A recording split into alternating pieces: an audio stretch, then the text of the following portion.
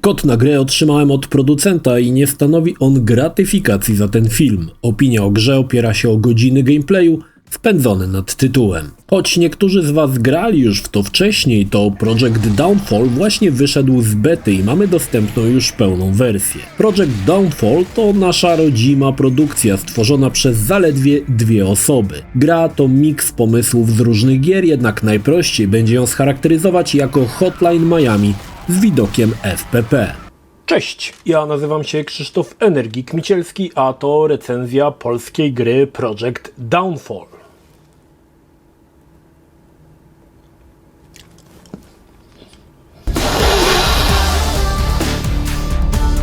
W grze wcielamy się w bezimiennego typa, który mocno przypomina Johna Wicka. Gość ma nierówno pod sufitem, co prawda chodzi do pracy, ale wieczorami wymyka się do podejrzanych miejscówek, aby lać się z tamtejszymi lumpami, menelami, zambruderami, degeneratami, łajzami, wykolejeńcami, żulami, kloszardami, łachmaniarzami i mentami. W zasadzie gra posiada jakąś nić fabularną, ale szczerze mówiąc nie bardzo wiedziałem, co się dzieje. Zbieranie informacji z porozrzucanych okruchów przyznam, że średnio mnie interesowało. Choć wiemy, że bohater ma zaniki pamięci krótkotrwałej, co jest w pewien sposób nawiązane w rozgrywce, o czym powiem za chwilę. I jak wspomniałem, to Hotline Miami FPP i to stwierdzenie dość szybko narzuca nam się na myśl, gdy widzimy mechanikę. Naszym celem na każdej dość niewielkiej mapce jest zabicie wszystkich oprychów i dotarcie do drzwi lub windy. Zadanie nie jest proste, bo nasz ziomek nie jest kuloodporny. 1-2 strzały i wyjeżdżamy nogami do przodu. Ale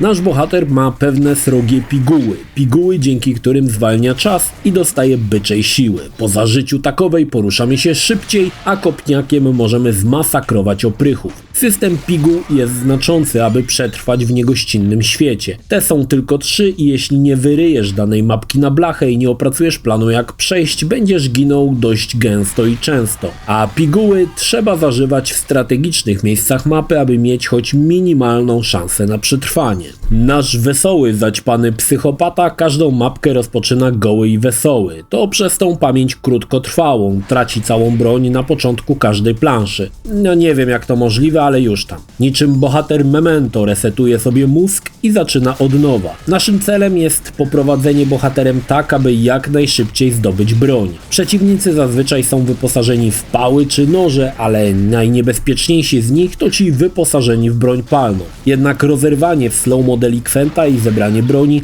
nie pozwala czuć się bezpiecznie. Amunicji jest niezwykle mało, każdy niemal strzał musimy mierzyć, a w wymianie ognia klata w klatę zazwyczaj jesteśmy stroną przegraną. Do naszej dyspozycji znajdą się pistolety, strzelby czy nawet minigun robiący z przeciwników tatar. Niestety, o ile nasi przeciwnicy to wytrawni snajperzy trafiający nas nawet z absurdalnej odległości, tak nasze karabiny są mocno niecelne, co wymusza podejście na bliższą odległość do przeciwnika i narażenie się na kulę w czachę. Nie tylko broń palna jest śmiercionośna, różnorakie noże czy pały również mogą znaleźć w naszych rękach zastosowanie, choć szybko się niszczą. Fajnym pomysłem jest to, że każdą bronią możesz przeciwnika rzucić, co może go zabić lub oszołomić, także nawet pozbawiony amunicji pistolet może być również skuteczną bronią miotaną. Nasz bezimienny bohater może też użyć swojej nadludzkiej siły po pigule, aby potężnym kopem posłać jakiś przedmiot w przeciwnika. Może to być beczka, czy nawet wywalone z zawiasów drzwi. Te mechaniki przypominały mi z kolei mocno Bulletstorm. Niemniej, każda metoda jest dobra, aby przeżyć i gra zachęca, a miejscami wręcz wymusza do skorzystania z opcji atomowego kopniaka. Każda mapka to łamigłówka. Niestety mam tutaj pewne zastrzeżenia. Siłą Hotline Miami było to, że za każdym razem przeciwnicy zachowywali się dokładnie tak samo. Dzięki temu uczyliśmy się każdej planszy, aby potem w perfekcyjnym ranie przejść je po mistrzowsku. Tutaj jest różnie. Na przykład tutaj czasami drzwi wykopane z zawiasów zatłuką typa, co jest kluczowe, a czasami nie. Nie ma tutaj reguły. Gra zbyt wiele razy polega na szczęściu. Przeciwnicy, co jest w tej grze wadą, są nieprzewidywalni i nagle za plecami pojawi się jakiś typ, który wbije nam nóż w żebra. Doprowadza to do porządnej dawki irytacji. Niektóre mapy są długie,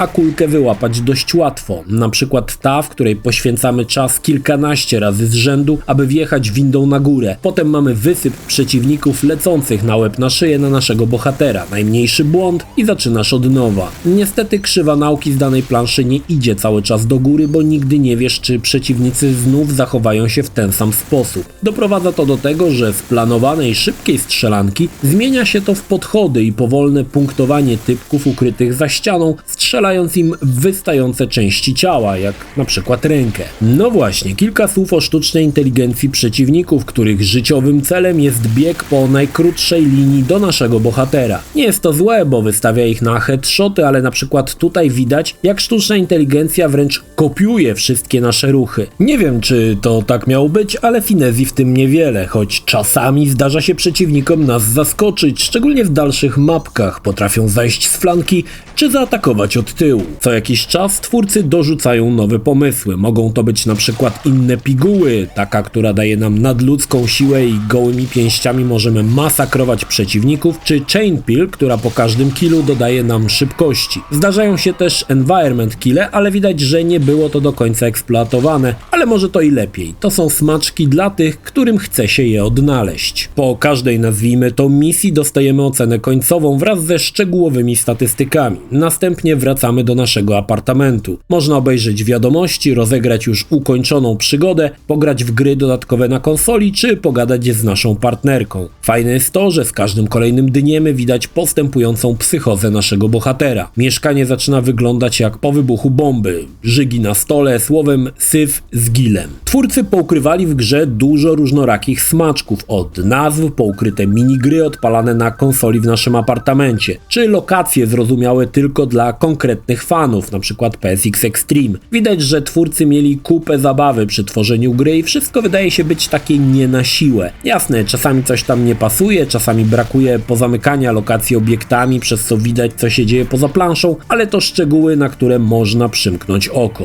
Kilka słów o oprawie, bo tutaj twórcy zamiast silić się na ultra realistyczną oprawę wybrali dość ciekawą drogę. Postacie to dwuwymiarowe sprite'y, które są całkiem fajnie animowane i podlegają fizyce ragdoll. Choć wyglądają jak wycięte z papieru, to tutaj zaleta, dodaje to grze szalonego i absurdalnego klimatu. Również nasze ręce czy broń jest pixelartowa. Fajnym smaczkiem było dodanie japy naszego ziomka w rogu ekranu, którego facjata po otrzymaniu strzałów zaczyna przypominać krwawą miazgę. Aby ukryć braki w oprawie, twórcy dość silnie ponakładali przeróżne filtry. Po części miasto zyskało cyberpunkowego klimatu, ale z drugiej strony gra jest miejscami nieczytelna i czasami nie do końca widać, na co patrzymy. Oczywiście przeciwnicy nie mają z tym problemów i potrafią nas strącić jednym strzałem niezależnie, jak wściekle gra daje im po oczach filtrami.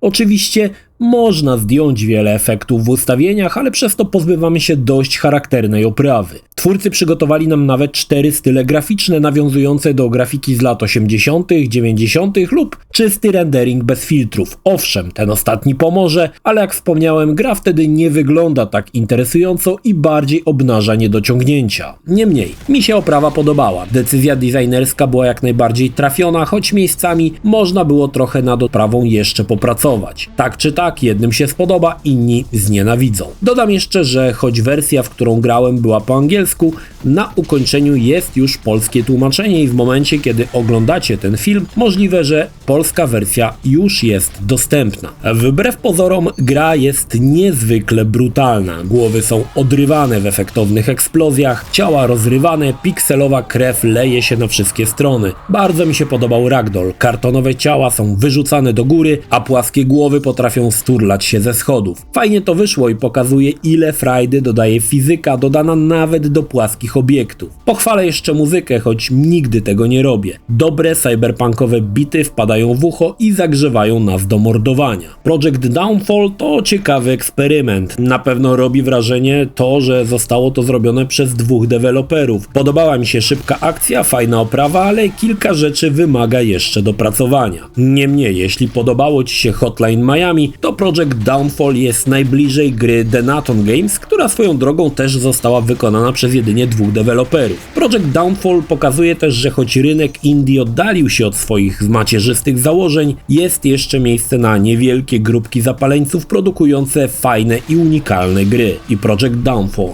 jest właśnie takim tytułem, któremu zdecydowanie warto dać. Jeśli film Ci się podobał, zachęcam do subskrypcji lub wsparcia mojego kanału na portalu patronite.pl. Film o podobnej tematyce znajdziesz tutaj, natomiast z drugiej strony znajdziesz film wygenerowany przez platformę YouTube'a.